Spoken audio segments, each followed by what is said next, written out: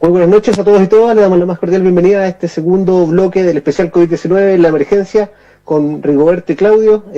Gracias por haberse quedado acá en sintonía y queríamos pasar ahora al tema del nombre de nuestro programa especial COVID-19 en la emergencia y la emergencia que estamos viviendo como región, con números que no bajan, con números que son alarmantes. Estamos rondando ahí, vamos de 200 en 200, con una UCI que ya los últimos datos dicen que está con su capacidad crítica máxima, ya están empezando las aeroevacuaciones, con una UTI también compleja, con muchos profesionales de la salud también contagiados, volviendo un poco a lo que comentábamos hace meses atrás, con respecto a que esta banca que había en el personal de la salud, ya no la tenemos.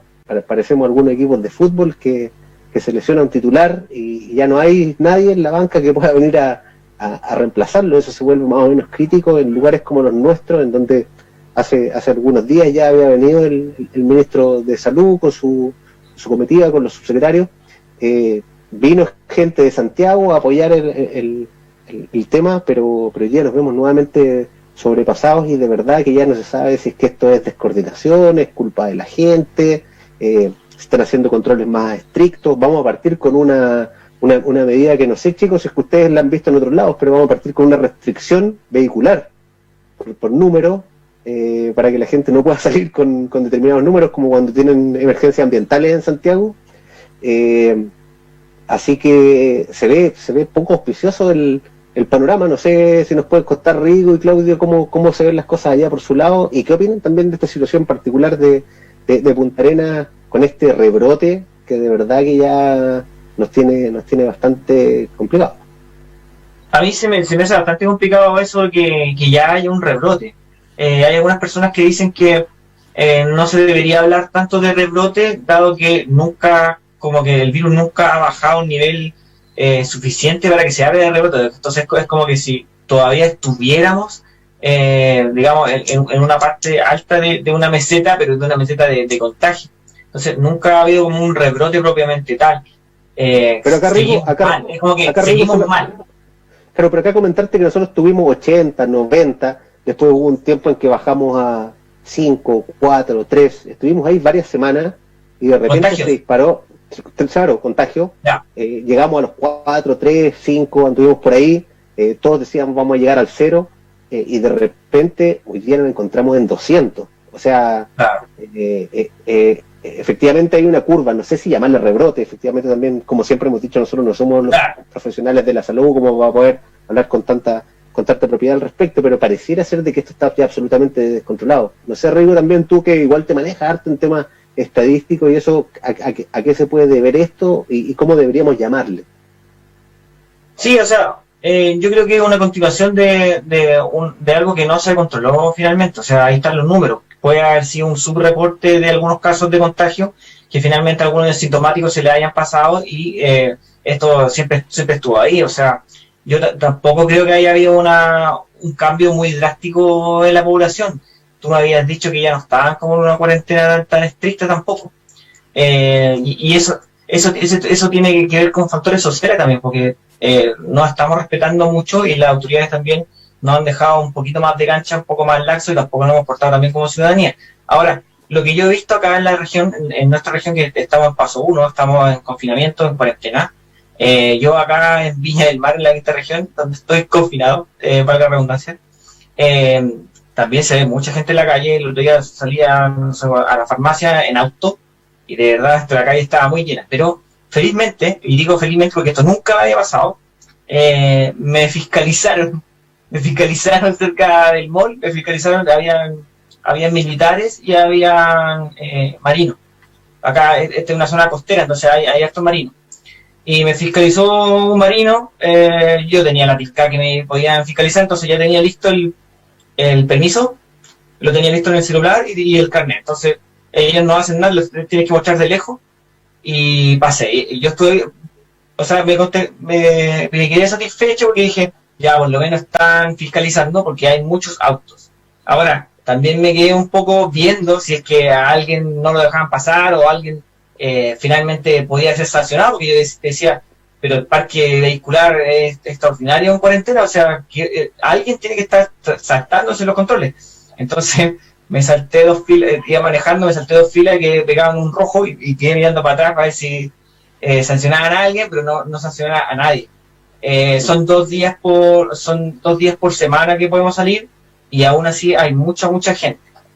Bueno, lo que me preocupa es eso, y bueno, mi gran preocupación también, y que también cabe para la gente de Magallanes, es qué es lo que va a pasar con el plan paso a paso que vamos a hacer para el 18, porque han habido muchos dimes y diretes por parte de la autoridad, nadie entiende realmente las reglas para seguirlas o no, qué vamos a hacer esos días del 18. El 18 prácticamente es la mejor fiesta del año que tenemos acá.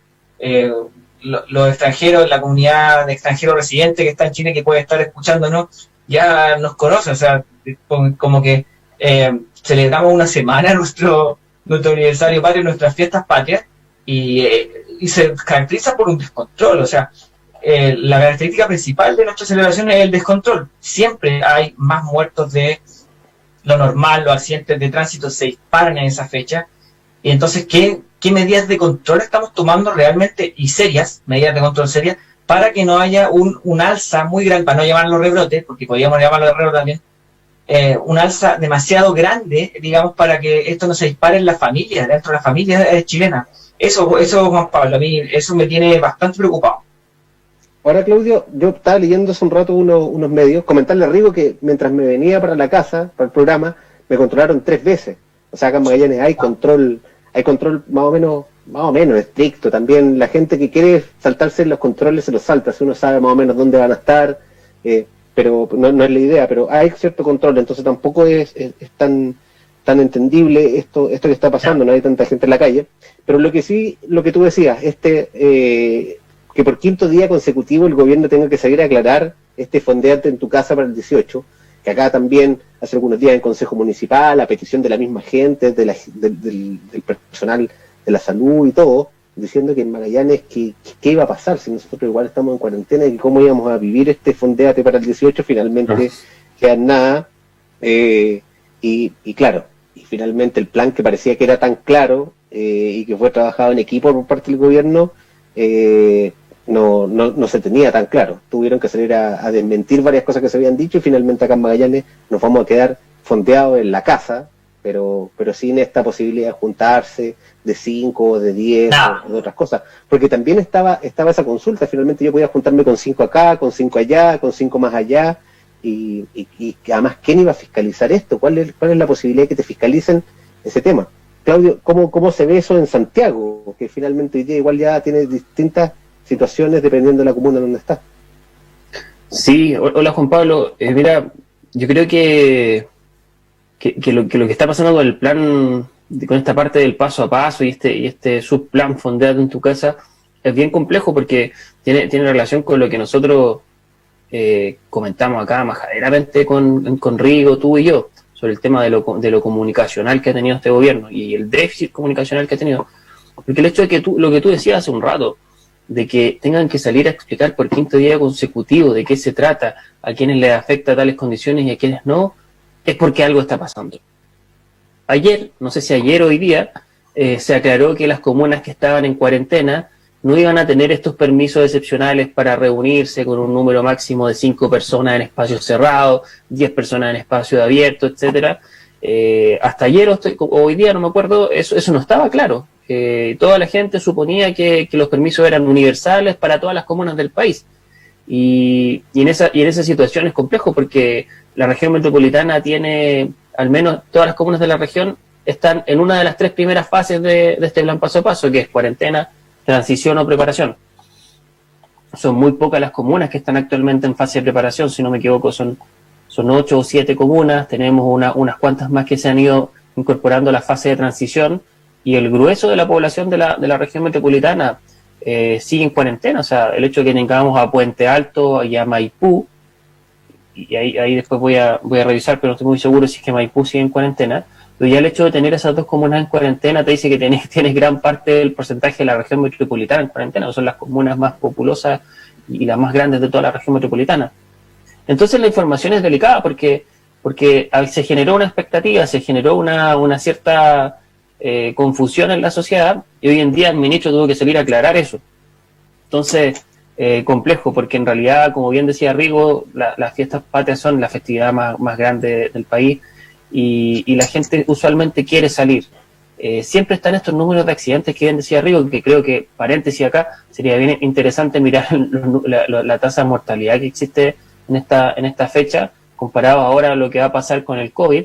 Eso sería muy bien un buen mecanismo de control para ver qué tan responsables somos y qué nivel de incidencia tiene el mismo COVID también en esa tasa de mortalidad. Creo que estadísticamente sería bien interesante de mirar. Pero es compleja la situación, Juan Pablo. Sí, mira, quería llevarte ese tema de los números, de estas cosas que de repente se dan por entendidas a priori, y que tiene que ver con lo siguiente. Vamos a ver los números de cómo se comporta un 18 en estas condiciones versus cómo se comportaba anteriormente, pero acá en Magallanes pasó un caso bien especial.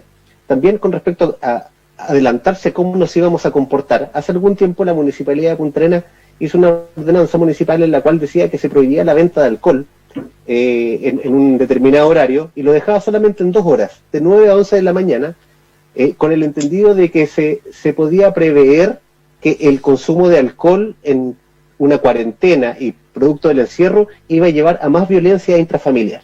Ahí hicieron un análisis en donde finalmente uno decía, perfecto, mayor consumo de alcohol, mayor cantidad de violencia, y ese fue el argumento que se dio. Finalmente salimos de la cuarentena, se volvió a la normalidad, y ahora que volvimos a cuarentena, volvió esta ordenanza porque decía siempre que nos encontremos en cuarentena.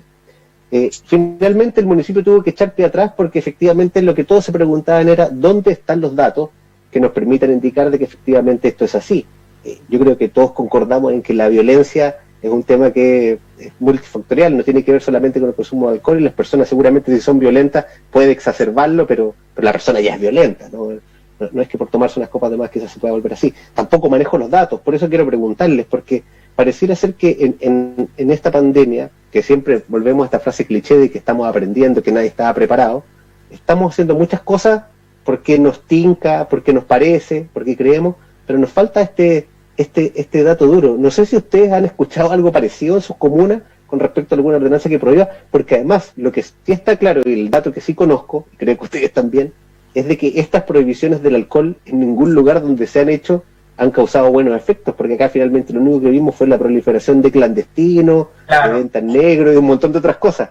No sé, Rigo y Claudio, estas medidas, ¿cómo las ven? ¿Son temas que de repente se hacen apurados? ¿Son temas que vamos a llegar a esta nueva palabra, populistas? ¿Qué es lo que pasa? Porque también va en contra del tema de la reactivación económica, porque para una botillería o un minimarket muchas veces eso significa gran parte de las ventas que tienen durante la semana. Claro, como tú dices, hay una ausencia de datos duros para argumentar eso, o sea, fue como una medida más política, no sé si populista, pero es como, quizá como ya una intervención, digamos, basada en prejuicios, para calmar un poco la ciudadanía y tratar de relacionar directamente la violencia intrafamiliar con el consumo de alcohol.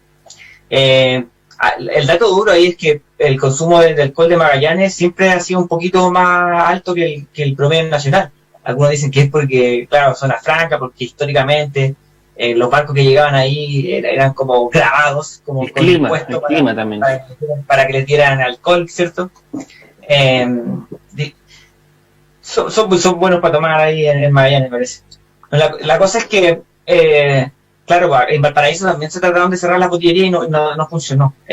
Nunca nadie probó que estaba como relacionado directamente con la violencia intrafamiliar. No hay datos de eso, imagínate cómo puedes fiscalizar eso. Y obviamente, cuando tú lo que no baja, ¿cierto?, es el consumo de alcohol. Entonces, si tú no lo surtes con el mercado regular, renace el mercado irregular de los clandestinos y todo eso. Entonces, claro, ahí no funcionó. Y aparte que hay que mencionar que al principio de la pandemia, digamos que las pymes o las botillerías chicas no estaban tan ahogadas como ahora es que casi como necesitáis como una supervivencia, sería como contraproducente también tener esas medidas tan laxas y tan de prejuicio para decir, no, yo cierro la botillería para que no haya violencia intrafamiliar, viendo que algunas pymes tienen que funcionar, tienen que sobrevivir a duras penas, y no les vas a cortar un horario de venta. También está esa parte de la ecuación que ustedes saben que es bastante complicada, enfermedad versus también revivir algunas pymes o sostener, o que sobreviven de su línea de flotación al menos teniendo una venta que les permita, no sé, pues, funcionar o por lo menos pagar deudas que ya vienen arrastrando de meses anteriores. Sí, Claudio, con respecto a eso también preguntarte sobre este supuesto. ¿Qué pasa cuando efectivamente la política pública nace de un supuesto que es erróneo o de un supuesto que a alguien se le ocurre que es así? ¿A dónde nos lleva? ¿Cuáles son las experiencias que tenemos en esto también? ¿Y qué piensas tú con respecto a esta medida en particular?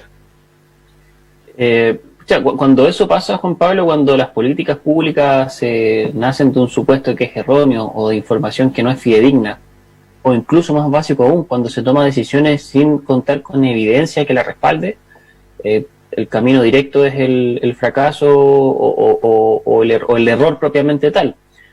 Al caso aplicado a las políticas públicas, nos vamos a encontrar que esa política pública va a tener problemas de diseño que van a ser evidentes, que se van a reflejar ya sea en la implementación o en otras fases. Entonces, cuando, por ejemplo, municipios como el de Magallanes o cualquier otro municipio toman estas decisiones, como esta ordenanza municipal, sin contar con la evidencia que lo respalde o lo sustente, no lleva a nada más que atenciones en lo social, porque va a tener, por ejemplo, muchos gremios, comerciantes detallistas que a lo mejor tienen botillería o tienen patentes de alcoholes que se van a ver afectados directamente por esto. Pero por otra parte, los grandes negocios, los supermercados o las distribuidoras también se ven afectados, porque al final la venta de alcohol, y ahí Rigo, si me equivoco me vas corrigiendo, entiendo que la venta de alcohol también es uno de los ítems que más recursos genera en el comercio detallista. Entonces, como sea, vas a generar ruido. Yo creo que también hay que mirarlo desde la perspectiva de la poca autonomía que tienen los municipios y los gobiernos locales, no solo la autonomía para tomar decisiones en función de un presupuesto, sino que también cuentan con pocas herramientas para hacerlo. ¿Por qué no un municipio propiamente tal profesionalizado debería contar con una unidad de estudios que pueda entregar e insumar con datos constantemente para la toma de decisiones? Pero eso no ocurre, ¿por qué? Porque los municipios muy pocas veces toman decisiones, más bien bajan la política pública que viene desde el nivel central y que se articula con ciertas orientaciones, como tú bien sabes, que son propiamente tal de una política centralista. Pero si avanzáramos hacia gobiernos locales descentralizados y desconcentrados en la toma de decisiones, deberíamos contar con estas unidades de estudio que nos entreguen estos insumos que son fundamentales, como para decir que estás tomando una decisión simple, sencilla, o una decisión estratégica o importante en función de la evidencia. Sí, Rigo, quería consultarte con respecto a Viña del Mar. Viña del Mar, obviamente todos sabemos, una gran comuna que tiene distintas realidades, porque Viña uno siempre se imagina San Martín, el borde costero, todo bonito, hartos edificios, mucho turismo, pero también tiene los cerros. Tiene cerros Viña, aunque no lo crean, Forestal, bueno, y otros, en donde cambia absolutamente la situación cuando uno empieza a subir. ¿Cómo has visto tú esta pandemia en esa dicotomía que tiene Viña del Mar? ¿Cómo se está viviendo? Porque Viña, ciudad bella, para algunos, habitualmente los que vienen de afuera, pero para los que viven ahí no, a veces no es tan bella, y Viña tiene algunos problemas también que al parecer se han evidenciado en esta pandemia, pero también por este centralismo que tenemos no aparece tanto como las comunas de Santiago, donde está Claudio, ¿no es cierto?, y otras aledañas. Viña, ¿cómo está resistiendo a esta pandemia? Sí, hay un gran sector que está en los cerros que está resistiendo, claro. Esta ciudad tiene una gran máscara que es el ornato, digamos, el gran ornato que tiene esta ciudad, que tiene jardines bonitos, tiene flores, todo eso en el centro, y tiene como buena ornamentación, digamos, hay un buen trabajo y que es como el eslogan, ¿verdad? Que es Viña Ciudad Bella, está el casino, y está la playa y todo eso, el borde costero está bastante embellecido. Sí, y sin embargo, Viña convive con la toma más grande de Chile. Eso no mucha gente lo sabe. La toma más grande de Chile está acá entrando a Viña, en un cerro, y claro, es el campamento más grande que existe, y eso lo saben. ¿Está en Rodelillo? Cerca, sí, cerca, es arriba donde vienen entrando los buses, es como Las Palmas, cuando vienen los buses de Santiago hacia la costa, es por ahí. Y esa es la toma más grande del país, de Chile, es la toma más grande de Chile. Eso tampoco se sabe porque obviamente los datos centralistas, obviamente siempre vemos como la población Juan Pablo II, Santiago y todo eso, porque las cámaras no vienen para acá. Ustedes saben, como Magallanes, ustedes también saben que somos víctimas del centralismo. Y claro, ahí lo que se está haciendo son redes de apoyo, redes de solidaridad y de supervivencia, que han sido también las ollas comunes. Vecinos que se organizan y que piden la ayuda, hay organizaciones vecinales que le estamos ayudando, hay unas cuentas también para algunos candidatos a concejal que están juntando plata, también van. O sea, yo en realidad para esto lo que me gusta es que todos sumen, en realidad. Ya si son candidatos políticos que vayan a ayudar, no sé, para que la gente coma, ya vaya. Si eres de una empresa, anda, también toda la ayuda es bienvenida, porque de verdad hay mucha precariedad, hay mucha necesidad, y se tiene que comer, uno tiene que comer todos los días. Imagínate cuántos niños hay ahí en esa población, cuántos adultos mayores, gente que está inválida, entonces los tienes que asistir. Y una de las características principales de nuestro Estado subsidiario es que, claro, carece de una estructura que nos garantice derechos. Entonces, como no hay garantía de derechos, no estamos en un estado de bienestar.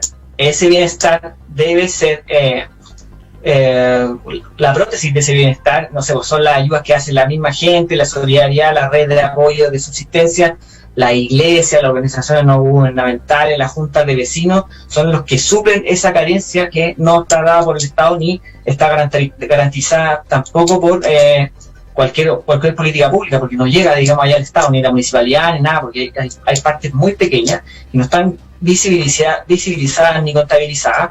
Ustedes saben que, no sé, por la precariedad te empuja, no sé, para vivir allá. Imagínate que hay una red, tú no tienes nada, no tienes casa, conoces a un amigo que ya vive en una población que tú tampoco tienes plata, trabajo, te vas a ir al lado de él, haces tu casita muy precariamente y va creciendo en ese campamento, si al final es para subsistir, ¿no? Y dentro de ese marco está bien difícil la cosa, Juan Pablo. Claudio, nos queda un minuto para cerrar este segundo bloque, pero te quería consultar con respecto a este centralismo de Santiago. Me imagino que también hay un centralismo dentro del mismo Santiago. ¿Cuáles son las comunas que son invisibilizadas dentro de este gran Santiago? ¿Cuáles crees tú que son las que efectivamente no tienen mucha prensa, o porque no tienen tanta población, o porque no son las más pudientes, o porque sus alcaldes no son tan carismáticos, que uno debería colocarle ojo? Oye, yo creo que eso último está, pero súper ad hoc a los tiempos que estamos viviendo. El hecho de que tu alcalde no sea tan carismático o que no se apropie de las redes sociales o de los medios de comunicación.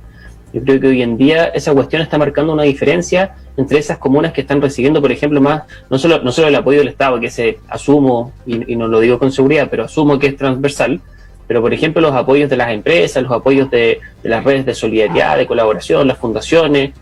Entonces, por ejemplo, claro, en la Florida sabemos que la Florida está muy visibilizada y está muy posicionada en la agenda pública, porque tenemos a Rodolfo Carter hablando todos los días en un medio de comunicación distinto, y aparte llamando la atención porque se pone Botox cada 15 días. Entonces la Florida está en el radar de la ciudadanía. Lo mismo con Estación Central, porque tenemos al alcalde Delgado, que está también usualmente conversando con los medios de comunicación, pero de una perspectiva muy distinta a la de Rodolfo Carter. Yo diría que Delgado generando mucho contenido, metiendo mucho debate, generando políticas públicas desde lo local, porque él es una figura política que yo me atrevería a decir muy, muy constructiva, a diferencia de otros. Particularmente los dos son cercanos a la UDI, porque acuérdense que Rodolfo Carter ya no es militante de la UDI. Tenemos por otra parte a la alcaldesa Matei, que también está muy en la palestra, siempre está hablando de los temas de Providencia, sobre todo porque Providencia es la comuna que mayor población flotante tiene, entonces está muy visibilizada. Y por el otro lado tenemos las comunas que no tienen estos ediles que son tan famosillos, tan influencers. Puente Alto a medias, porque obviamente Codina es una persona que donde va siempre marca presencia, pero no sale tanto en la tele Codina, o sea, no es una persona que figure. Sí genera presencia porque... Claro, la Pintana aparece bastante, ¿eh? La alcaldesa de La Pintana ha estado con harta presencia, sobre todo ahí en el matinal del 13, no sé si puedo decir el nombre, pero siempre está ahí en el bienvenido, siempre está ella en el bienvenido, o a veces en el de Julio César Rodríguez, pero tienes otras comunas como La Granja, como El Bosque, como Lo Espejo, como San Bernardo, comunas más hacia el sector poniente como Cerrillo, Cerro Navia, que no aparecen, o sea, nadie habla de esas comunas. De Renca sí un poco más, porque el alcalde de Renca es una persona que se hace notar. Pero claro, hoy en día ese factor que tú decías, Juan Pablo, ha sido determinante en la pandemia. Oiga, chicos, muchas gracias, se nos fue volando este segundo bloque, así que agradecerles a Rigo, a Claudio, ojalá la situación mejore en todos los lugares donde estamos, los que puedan disfrutar este 18, que lo disfruten, nosotros nos quedaremos fondeados en nuestra casa, sin contacto con más gente. Así que muchas gracias a los que nos están viendo también, a Franco los controles, y nos despedimos y lo invitamos el próximo lunes a especial COVID-19 en la emergencia.